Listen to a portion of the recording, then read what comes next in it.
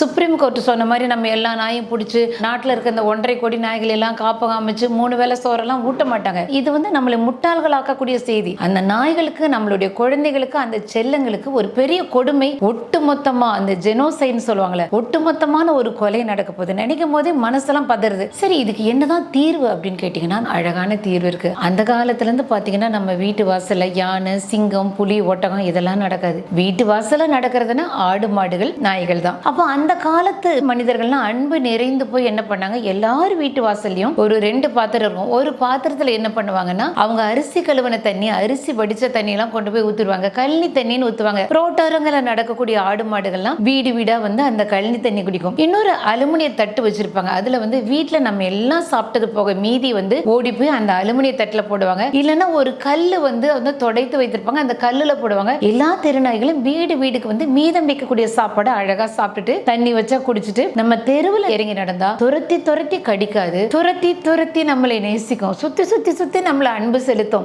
அப்ப நாய்களுக்கு உண்மையாலுமே வெறி பிடித்ததா இல்ல வெறி பிடிக்க நம்ம வச்சோமா? யோசித்து பாருங்க. ரீசெண்டா இந்த நாய்க்கடியை பார்த்து நீங்க வந்து சில வீடியோக்களை வந்து நீங்க பார்க்கலன்னா பக்கத்திலே ஓடுற வீடியோ பார்த்துக்கோங்க. ரோட்ல குழந்தை போயிட்டு இருக்குது. ஒருத்தன் திடீர்னு வரான், குழந்தை தூக்கிட்டு போறான். குழந்தை யதார்த்தமா நடக்குது, ஆம்பாட்டுக்கு வரான், ஒரு 2 வீலர்ல வச்சு தூக்கிட்டு போறான். எங்க பார்த்தாலும் குழந்தைங்க சும்மா வெளியே விளையாண்டா உடனே உடனே உடனே குழந்தைகளை டக்கு டக்குன்னு அம்மா கூட கை பிடிச்சிட்டு நடக்கிற குழந்தைய தூக்கிட்டு போறான். நீங்க உங்க ரோட்ல இருக்கிற உங்களுடைய செல்ல குழந்தைகள், இந்த செல்ல நாய்கள், தெருநாய்களுக்கு வீடு வீட்டுக்கு சோறு கொடுக்கிற பழக்கம், தண்ணி கொடுக்கிற பழக்கம், மாடுகளுக்கு வந்து கழனி வைக்கிற பழக்கம், பறவைகளுக்கு காக்கைக்கு வந்து உணவெல்லாம் மீதி இருக்கிறத வைக்கிற பழக்கம் இருந்தா இந்த அளவுக்கு மனித மிருகங்களிட்டு இருந்து நிச்சயமா நம்மளுடைய தெருநாய்கள் காப்பாத்தும். ஒரு மனுஷன் வந்து நம்ம குழந்தைங்க மேல கை வச்சா அத்தனையும் அவனை விரட்டி விரட்டி விரட்டி நம்ம குழந்தைகளை காப்பாற்றக்கூடிய பைரவர்கள் இவர்கள். குழந்தைகளை கடித்து வைக்கக்கூடிய மிருகங்கள் கிடையாது. மனிதர்கள் நாம் மிருகமாகி போனோம். மிருகங்கள் வந்து தன்னுடைய தன்னிலையை, தன்னுடைய ஒரிஜினல் கேரக்டர், அன்பு செலுத்தக்கூடிய கேரக்டர், காவல் காக்கக்கூடிய கேரக்டர் இழக்க வேண்டிய கட்டாயம். அதை செய்தது